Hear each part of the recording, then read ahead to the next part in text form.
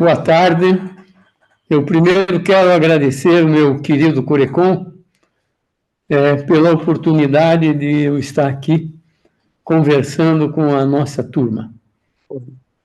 E eu vou trazer aqui para vocês alguns dados de conceituação e depois eu vou atacar especificamente o problema do tarifaço. Mas esses dados conceituais, eles são importantes para a gente poder qualificar o que é e o que não é, na verdade, o efeito. Posso tocar, então?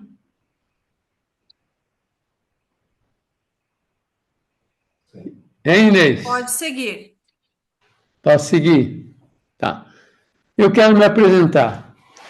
Eu sou um menino de 87 anos, certo? Que sonha em transformar esse nosso país. Aquilo eu gosto. A sua, então, eu ando pela direto. Aquela que você me deu. E comprei a balinha. Tem interferência aí. Ele está com o áudio aberto.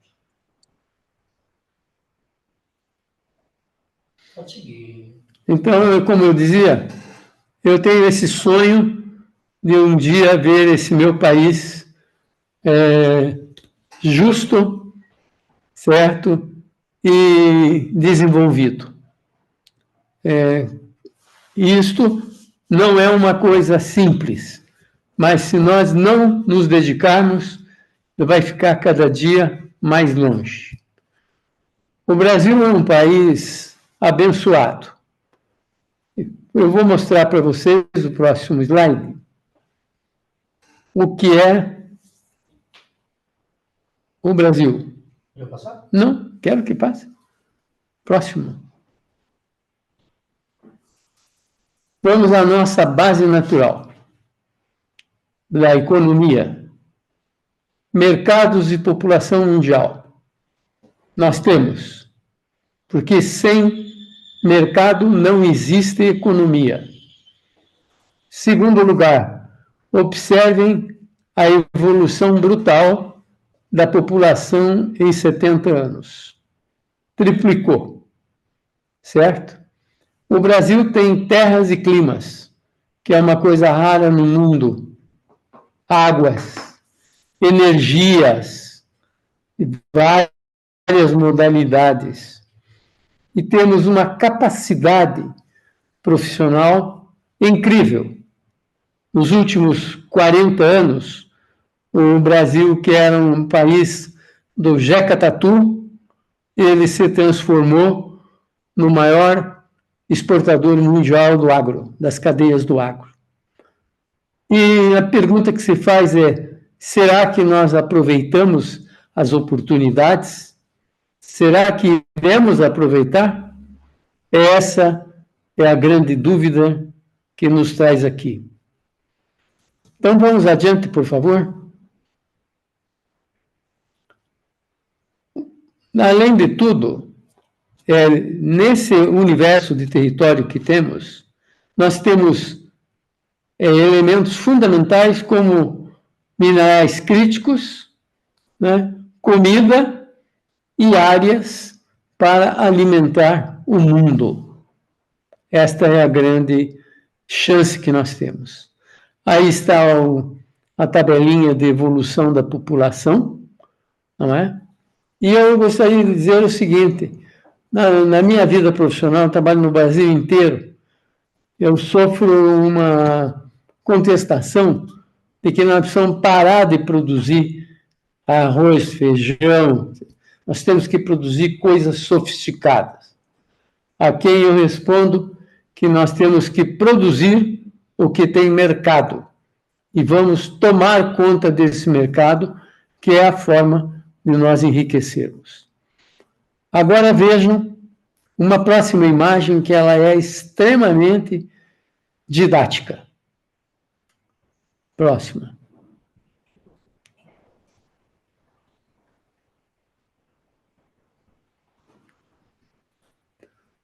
Está com preguiça aí a imagem. Agora sim. Essa é uma imagem da Terra. Essas três linhas, a central é a linha do Equador. Acima nós temos o Trópico de Câncer e abaixo nós temos um outro trópico, não é? Então, esta faixa intertropical, sob o aspecto de produção de alimentos, é o filé mignon do mundo. Observem o grau de integração que nós temos de território nesta região intertropical. Observem que na África, aquelas manchas amarelas são desertos. E em outros pontos desse mapa que nós estamos apresentando. E a África sobra uma pequena faixa.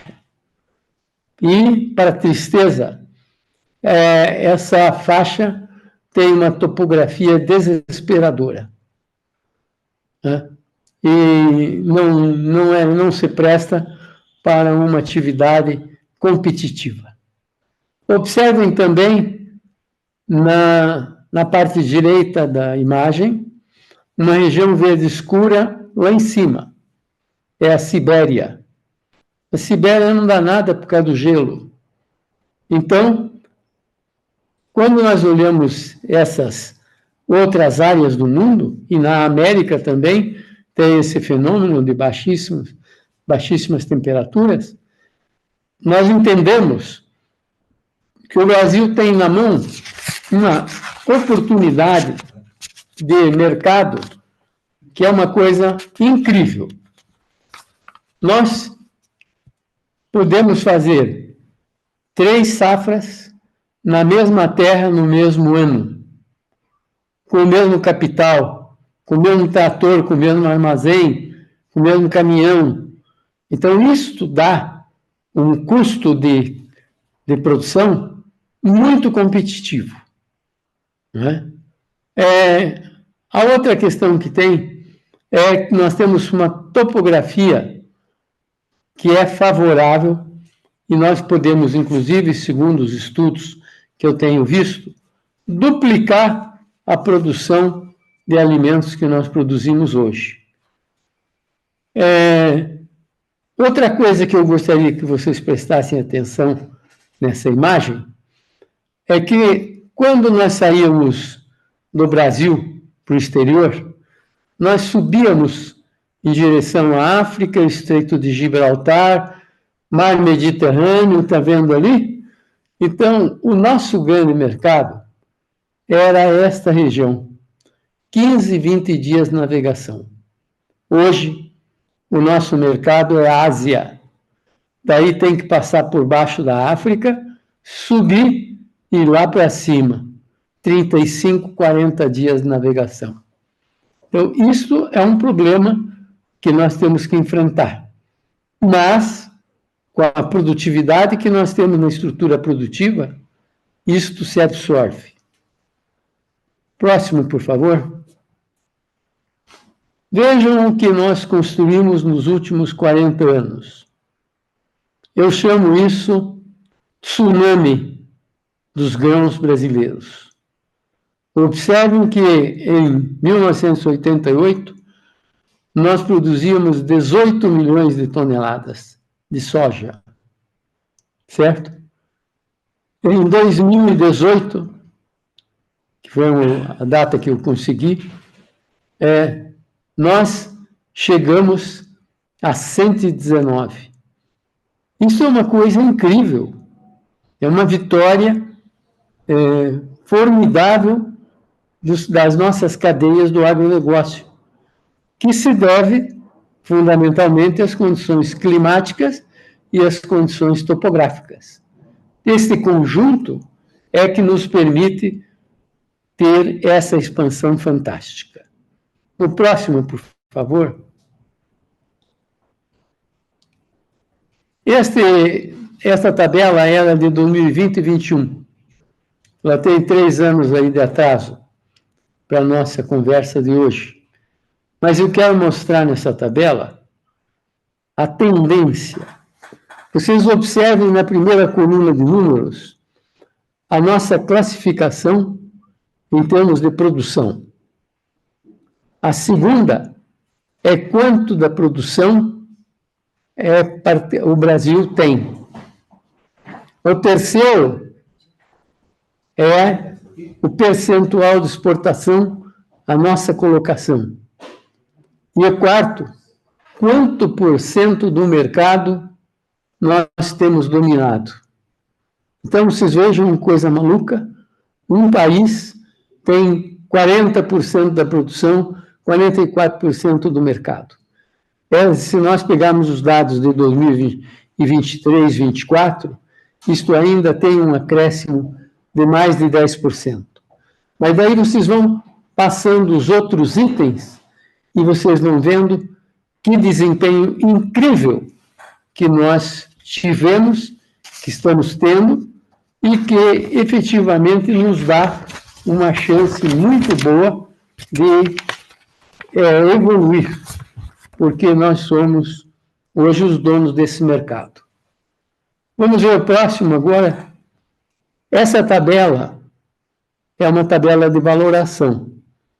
Ela dá o valor das exportações, não da produção.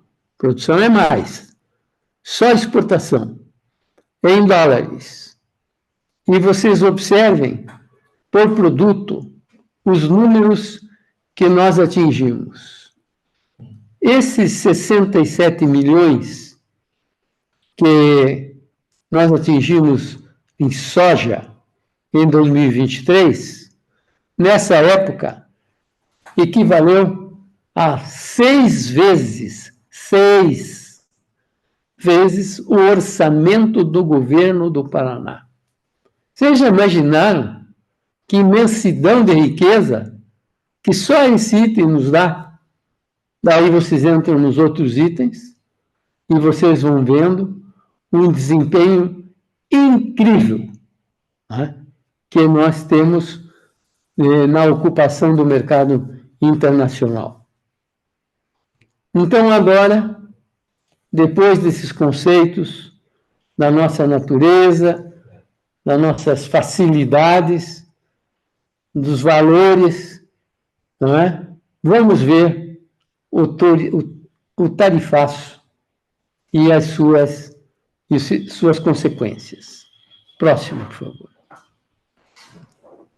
Eu gostaria de lembrar que o Brasil e os Estados Unidos foram países aliados, politicamente e militarmente, tradicionalmente. Isto até 31 de dezembro do ano passado. Tá? Nós fomos assim.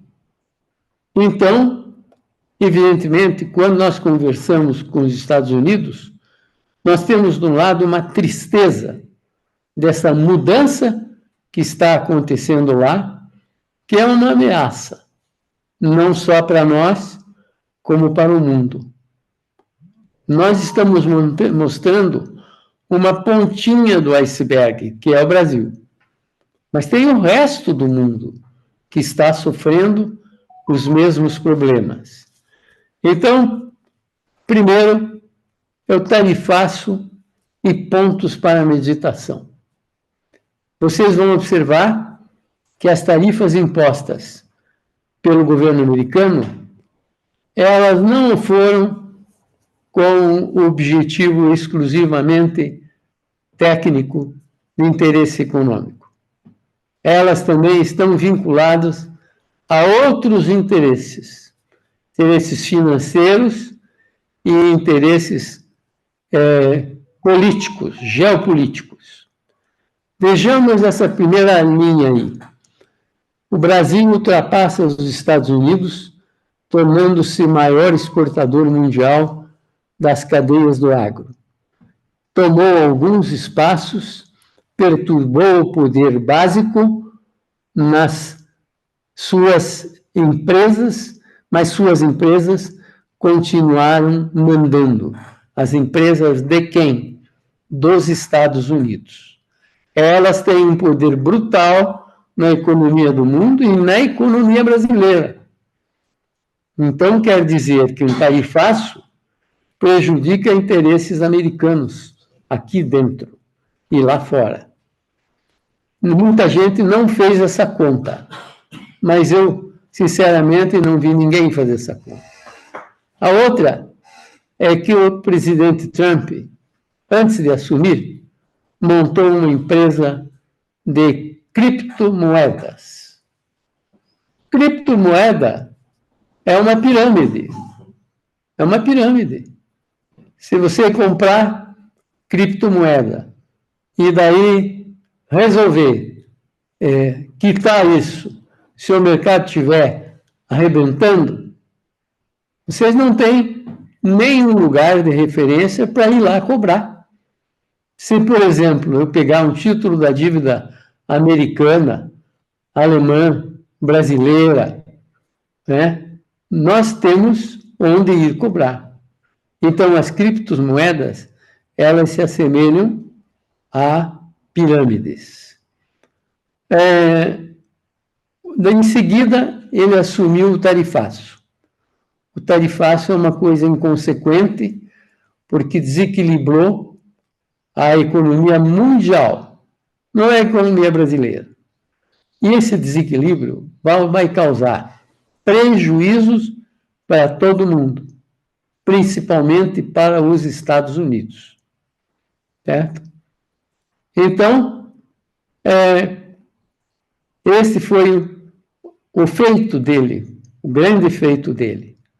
Fez também o seguinte, mostrou a intenção de anexar 3 países, o Canadá, a Groenlândia e o Panamá. Assim, cara de pau, certo? E entrou em conflitos com vizinhos, com estudantes, com estrangeiros, com a União Europeia, com os BRICS. Eu tenho uma máxima na minha vida. O pai de um amigo meu, chamado Nabor Silva Neto, o pai dele morava no interior. Quando ele vinha para Curitiba, ele ia almoçar ou jantar conosco. Fazia questão. E ele dizia o seguinte: meninos, vocês não deixem criar inimizades, porque o estrago que um inimigo pode fazer, 100 amigos não conseguem compensar. E esta lição do pai do Nabor, vocês vão ver para frente no desenvolvimento da economia mundial. Certo? Bom, tarifou o Brasil em 50%. O Brasil é a maior vítima. Certo? Mas abriu exceções. Esse abrir exceções é uma questão suspeita. Por que para alguns a coisa vai e para outros não vai? Será que foi um sorteio? Né? Ou foi algum sonho que ele teve de madrugada? O que eu posso dizer para vocês?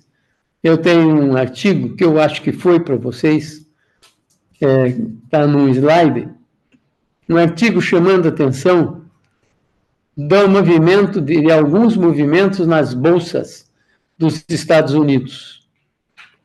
O que acontece? Quando os títulos das empresas, ações, estão altas, ele dá uma medida qualquer por aí que faz desabar a cotação das ações dessas empresas. Daí, compram. Passado isso, faz um acordo, as ações sobem. Quem é que vai duvidar de que aí tem alguma manobra muito desagradável? Esse é um outro ponto.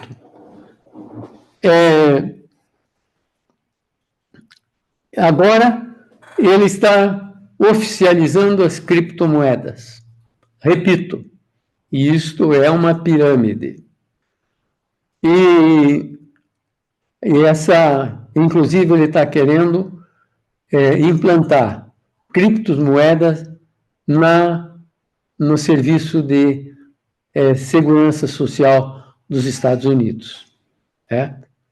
Acho que se os americanos deixarem, não será uma coisa boa. Então, visto que essas coincidências das cotações subirem e descerem em funções de tarifação e de acordos, isto, para nós, é um ato muito suspeito. Outra questão muito perigosa é que ele está falando em rever a extensão do mar territorial dos países. Houve uma resolução da ONU, eu não sei muito bem quantos anos faz, mas deve fazer umas 4 décadas, determinando que o mar, a partir da praia de um país, até 200 milhas,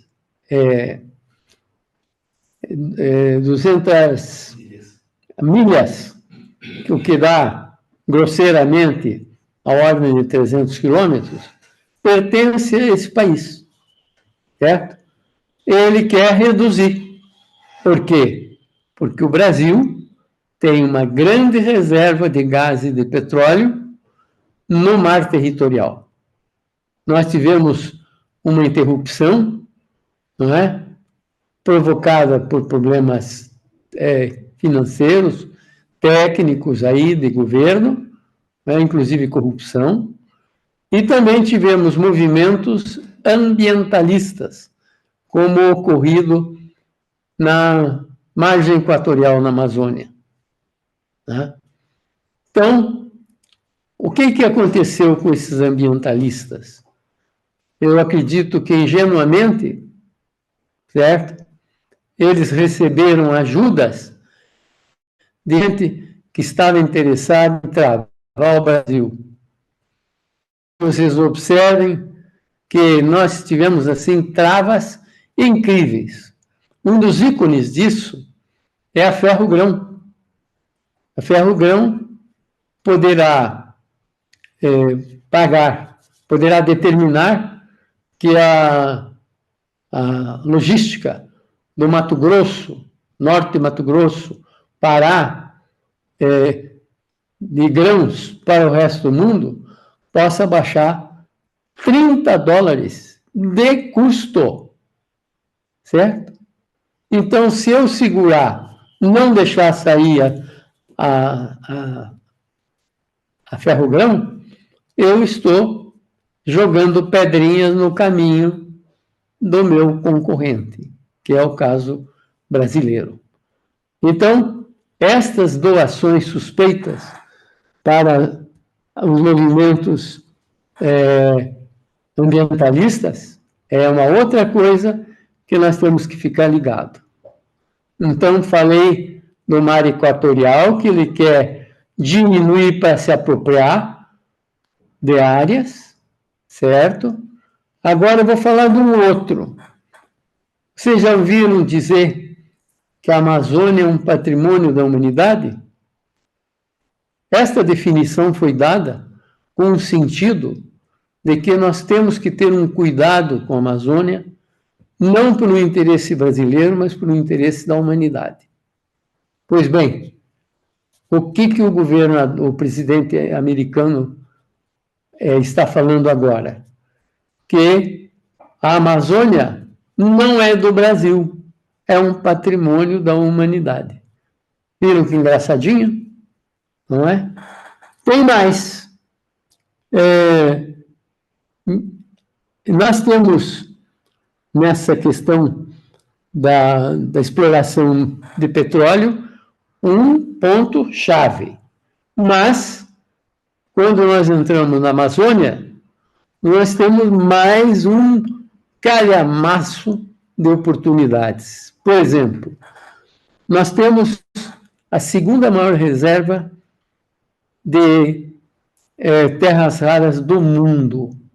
A primeira é a China, segunda é o Brasil. E as terras raras são o suporte das indústrias de alta tecnologia. Então, ele quer se apropriar destes elementos sob a alegação de que está num patrimônio da humanidade e não está sendo explorado. Não é? E daí, além das terras raras, nós temos chamados minerais críticos, como alumínio, ferro, ouro, estanho, magnésio, níquel, hidrocarbonetos, não é? Então, tudo isso soa preocupante, porque não é uma brincadeirinha. Depois que nós assistimos a frota americana encurralar o governo venezuelano, nós não podemos ter dúvidas de que tudo pode acontecer. Vamos adiante. Aceita negociar com o Brasil. Já falou isso. Desde que nós possamos fazer acordos sobre os minerais críticos e as terras raras. Né? Espera aí, tem mais um aí que você está fugindo com ele. Abriu? Não, o outro, por favor. Aí, último item. Não. Aí, último item. Ele abriu uma investigação sobre os interesses da China no comércio com o Brasil. Não precisa abrir nenhuma investigação, porque o interesse da China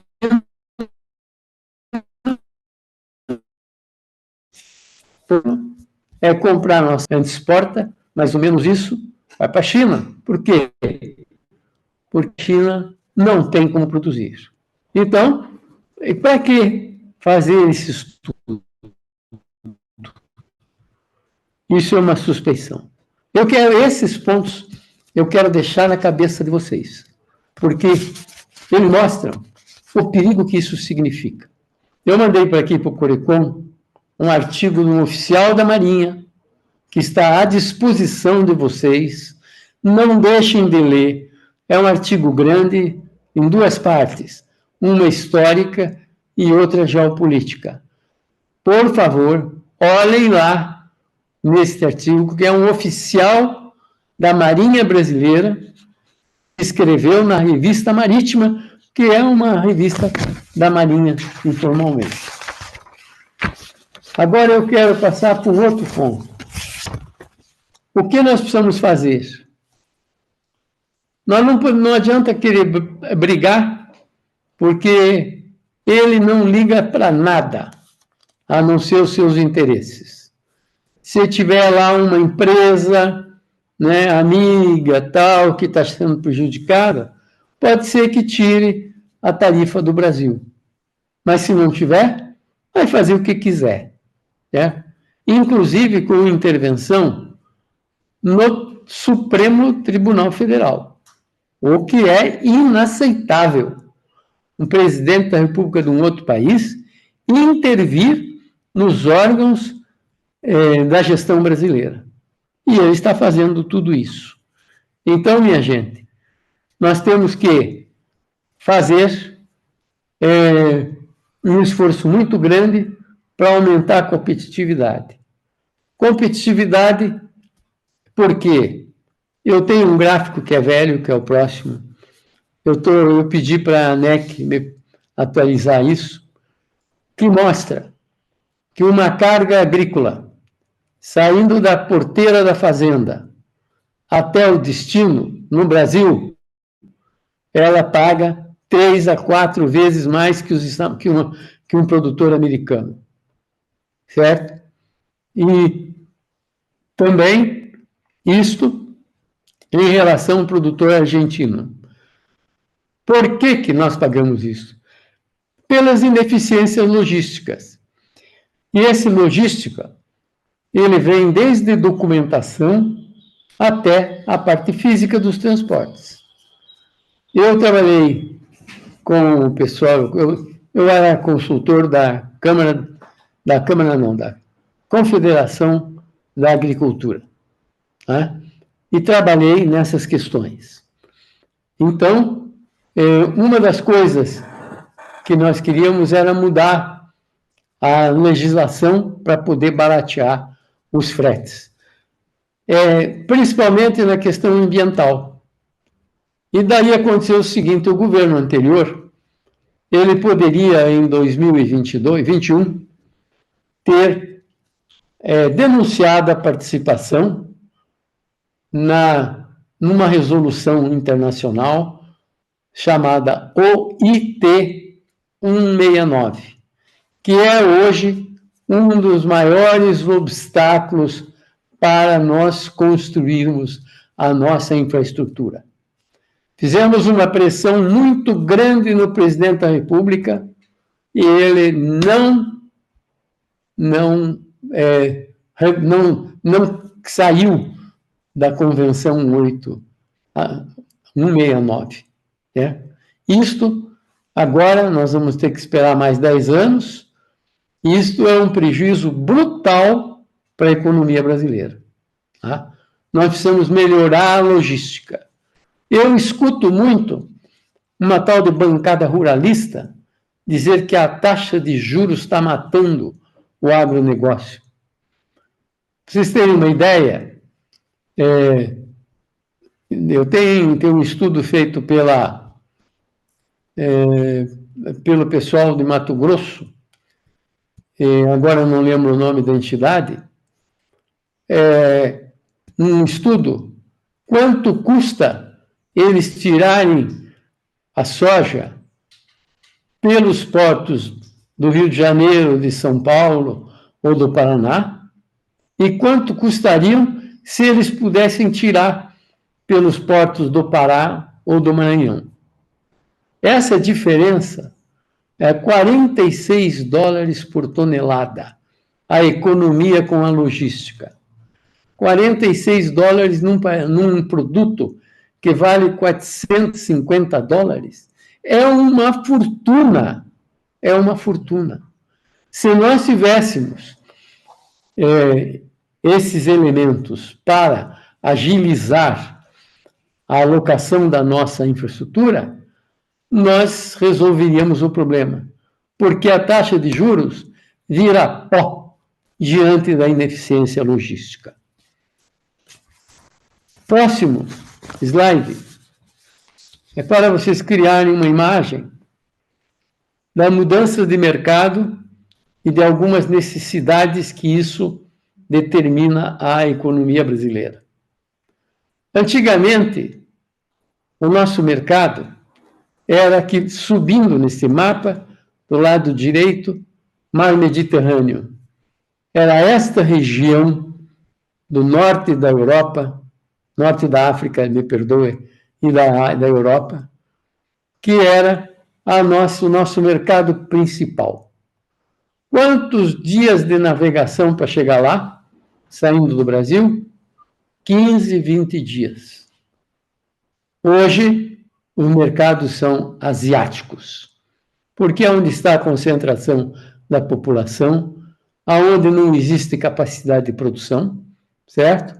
Então, são os parceiros ideais do Brasil. É a Ásia.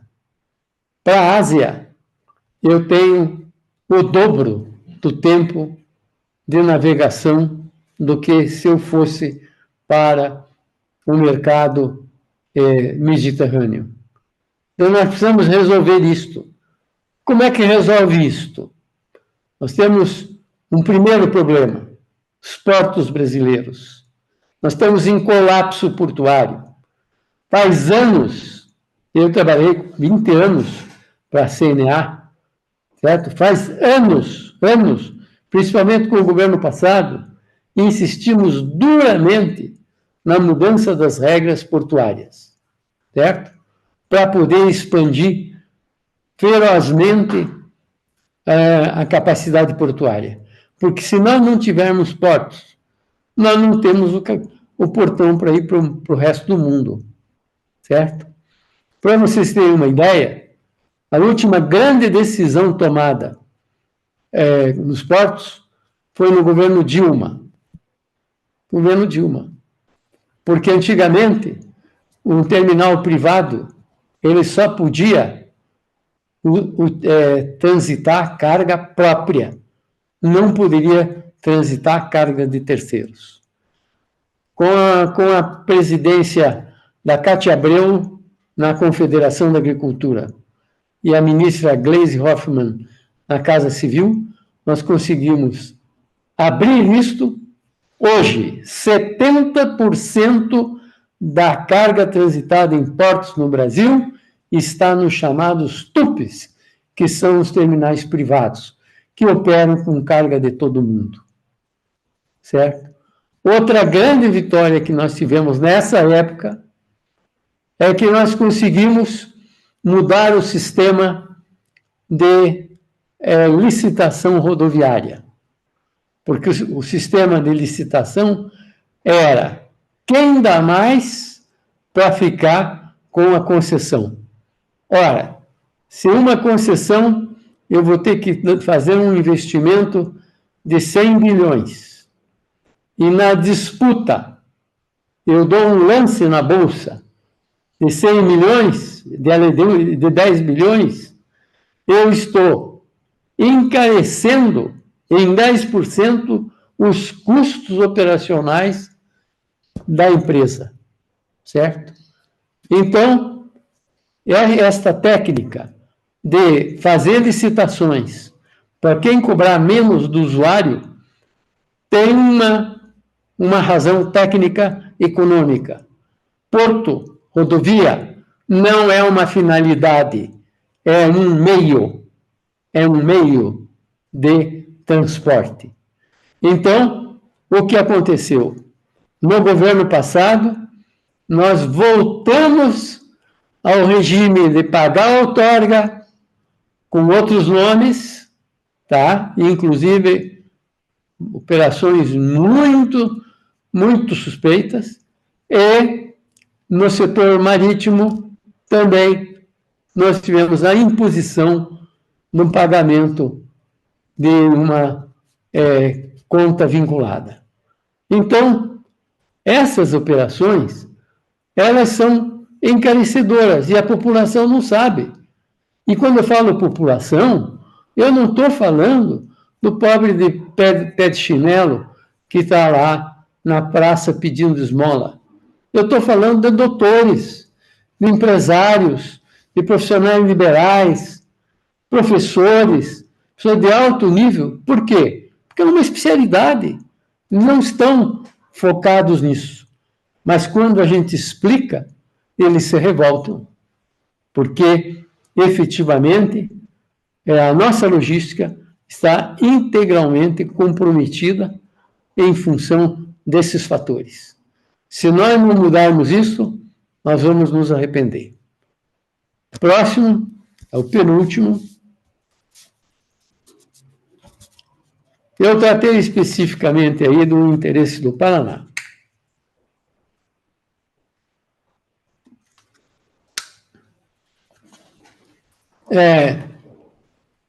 No Paraná nós temos uma situação muito mais crítica. A Baía de Paranaguá não é uma baía favorável a fazer porto, por causa do assoreamento, que são a vinda da areia e de resíduos que vão enchendo os canais, em função da corrente da Malvina, que é transversal ao nosso litoral. Você faz a dragagem, a corrente repõe rapidamente, certo? Então, não tem essa chance. Porto de Paranaguá, e a cidade tomou conta, certo? Do que tinha de área. É muito difícil. E tem poucas oportunidades, tem 3 ou 4 projetos de terminais para o Porto de Paranaguá.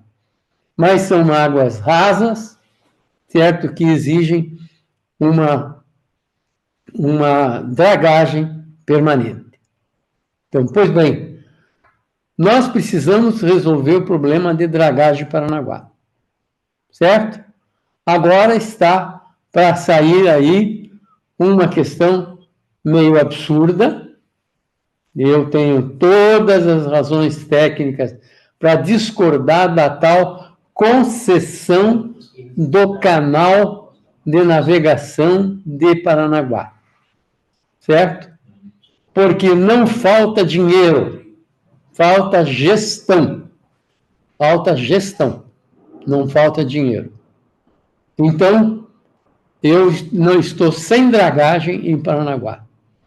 Para vocês terem ideia, o porto de Itajaí, que fica dentro de um rio estreitinho, ele está fazendo uma dragagem para ter 16 metros de profundidade. Nós aqui vamos para 13,8. Entendeu? Isso significa, em termos de carga, uma fortuna. Tá? E por que isso interessa? Vocês viram onde é que está o nosso mercado hoje, que é a Ásia, viram o tempo de navegação e, inteligentemente, vocês sabem que não vai ser com um naviozinho que nós vamos chegar na Ásia economicamente. Nós precisamos de grandes navios. Os grandes navios vão operar aonde? Em Itajaí e na Baía de Babitonga, que é São Francisco e Itapoá. Certo? Essa é a nossa sorte. Então, nós precisamos tomar algumas atitudes, porque nós estamos em colapso portuário no Paraná. Certo? E estamos em colapso logístico também, porque nós tínhamos um processo que era de licitar as rodovias pela menor tarifa. O governo passado, na pessoa do senhor ministro Tarcísio de Freitas, eu estou dando nome e endereço, sabe? Só não dou CPF, para que todos saibam as coisas. Porque eu sou um testemunho ocular dessa história, eu estava lá dentro. Tá? Então, graças a essa decisão do governo federal, nós passamos a ter outra vez o Quem Dá Mais, além de outros penduricalhos que vão tornar as nossas, que já tornaram as nossas concessões aí, por exemplo, Paranaguá, poderia ser 30% ou mais barato do que é hoje. Não é culpa da concessionária, é culpa do modelo de licitação que prejudica a concorrência. Então, nós tivemos esse problema. Para vocês terem uma ideia, tem um tal de G7, que engloba as principais entidades de classe empresarial do Paraná, fez um expediente assinada, tenho cópia, todo mundo tem, pedindo que fosse mantido o projeto de menor tarifa. E ele não foi mantido. O governo federal não prorrogou, na época que tinha que prorrogar, criando uma situação calamitosa para o Paraná. E agora eu quero me concentrar um pouquinho nessa questão aqui, desse desenho que vocês estão vendo. Isto aqui é uma saída para o nosso desenvolvimento.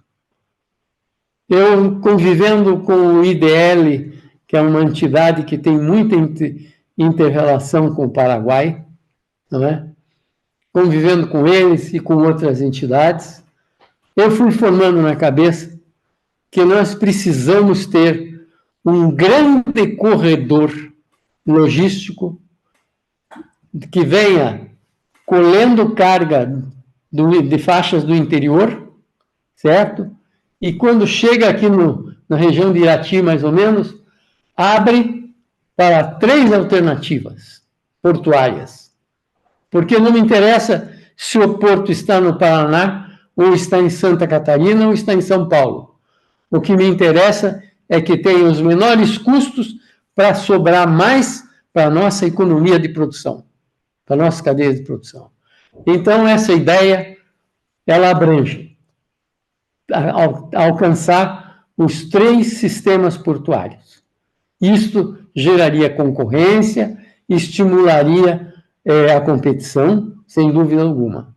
E depois, de Irati para dentro, até Cascavel, não é? Nós iríamos numa faixa, depois eu explico, e ali abrindo uma ao sul para Escola Foz do Iguaçu e Assunção, a outra para Guaíra e Pedro Juan Cavaleiro, lá no Paraguai também, né? Abrangendo o estado do Mato Grosso do Sul. Bom, por que essa ideia? Certo?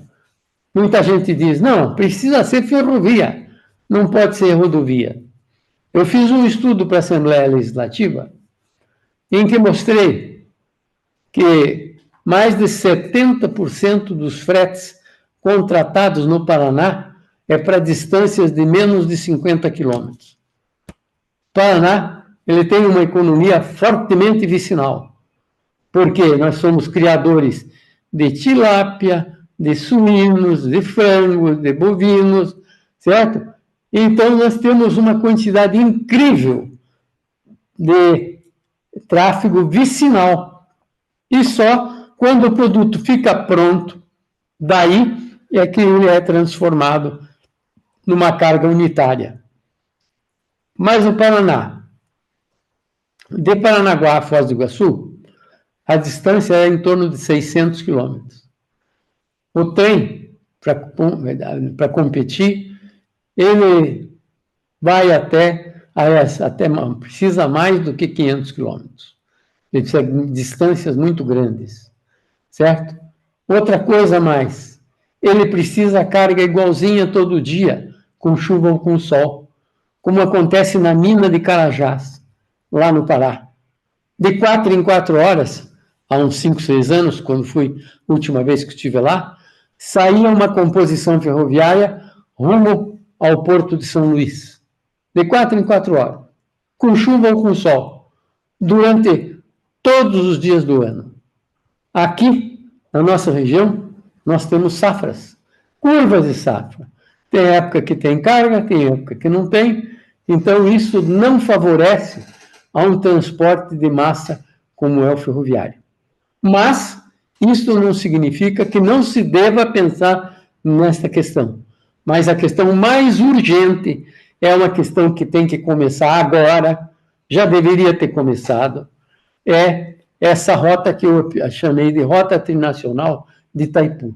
Então, ela liga esses 3 sistemas portuários, tá? Vai para o interior e chega nesses 2 pontos que eu me referi. Em primeiro lugar, em grande parte do trecho, ela aproveita as rodovias que já tem e faz uma espécie de engorda, para ter 3 pistas para cada lado, certo?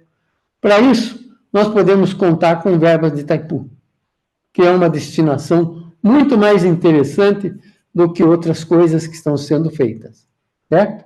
Verba de Itaipu. E isso reduziria também os custos operacionais, porque nós poderíamos ter uma nova licitação casando com o que já existe. Então, nós teríamos pedágios mais baratos e uma capacidade de tráfego impressionantemente maior. Né? Isto é, para mim, a alma da nossa logística paranaense. Certo? Eu tenho conversado com gente no Brasil e no Paraguai. Principalmente, o Paraguai ele tem um grande interesse, ele vai construir a parte paraguaia. Por quê? Porque há uma rota, ele vai ter marcha. Hoje ele tem que dar uma volta brutal pelo Rio Paraná até a Bacia do Prata. E é uma rota antieconômica, porque chega na Bacia do Prata, pega naviozinho de 50, 60 mil toneladas. ele precisa chegar em portos como Itapuá, Babitonga, que chega a mais de 120 mil toneladas por navio. Então, isto é uma mudança racional, porque eu vou engordar o investimento que tem, né? Vou reduzir o tempo de trânsito, que é uma coisa fundamental. Vou garantir mais qualidade, pontualidade. O tempo é um dos fatores que mais tem encarecido o transporte no Paraná. E aqui está uma sugestão. Esta sugestão, ela precisa ser levada a efeito.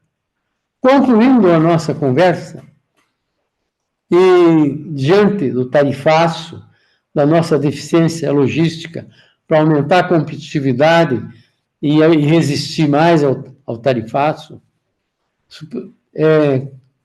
depois dessa avaliação muito breve, eu reconheço, eu quero entrar num ponto estratégico, que é o último slide. O Brasil, nessa crise que nós estamos sentindo, certo? Nós precisamos ter ética, segurança nacional e produtividade. Segurança nacional não pode ser esquecida. Produtividade, tá? É outro ponto de alto interesse. O governo atual fez 398 acordos comerciais com países no mundo. 398. Isto já é o início de folga para poder dirigir produtos que hoje estão sendo prejudicados nos Estados Unidos. Mas o que interessa para nós é que nós precisamos aumentar a nossa produtividade, principalmente na logística. O mundo depende de nós. Aquela primeira imagem, aquela conversa do início, mostra que o Brasil é o maior exportador mundial e tem capacidade estrutural para dobrar esses volumes de exportação. Tá? O mundo depende do Brasil. Porque eu chego, por exemplo, na China, na Índia, na Rússia, países imensos, certo? Eles têm gelo, ou pirambeira, ou deserto, e não tem chance de produzir. Então, há uma dependência mundial. As exportações das cadeias do agronegócio são a alavanca do desenvolvimento econômico e social. Por que é que o estado do Paraná é um estado tão equilibrado, tão rico? Por quê? Porque as atividades do agronegócio, elas têm essa característica de distribuir renda. Então, é uma coisa fundamental para nós. Porque quando eu estou exportando soja, eu estou exportando custo de caminhão, custo de armazém, custo de uma série de coisas, certo? De comercialização, que eu não teria se eu não tivesse essa exportação. Então, nós não podemos ter preconceitos. Tá? As cadeias do agronegócio desenvolvem cadeias de outra natureza, que às vezes a gente não está nem ligado. E outra coisa, a posição do país no mercado internacional, no contexto internacional. O Brasil tem que adotar uma postura, certo?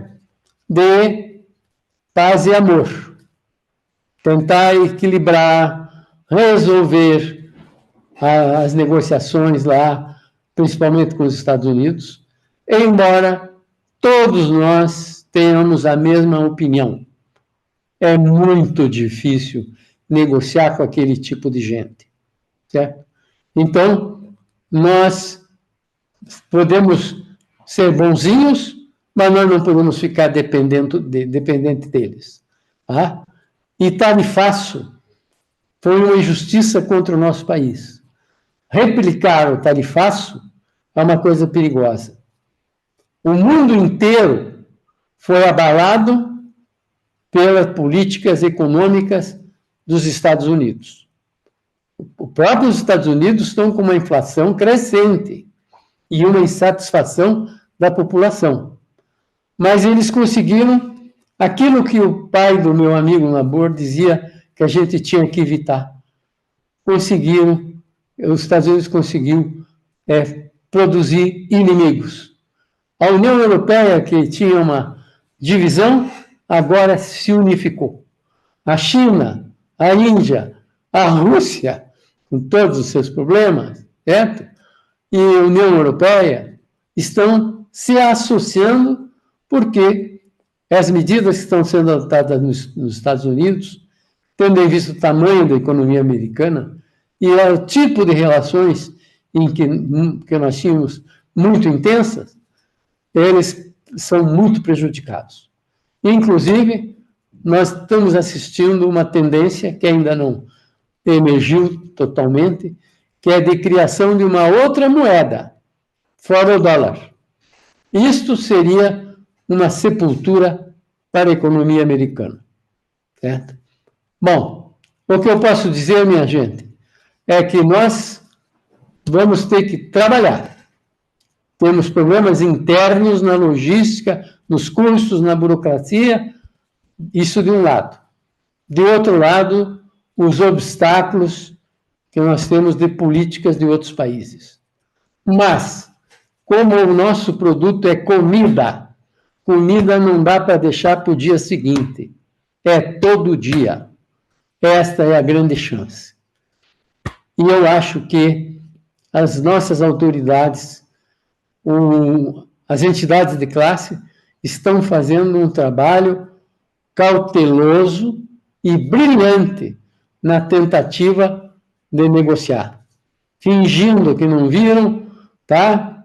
Que não estão de mal e tentando arrancar alguma compensação pelos desvairos que a política americana trouxe para o Brasil. Eu agradeço muito a paciência de vocês e me coloco à disposição.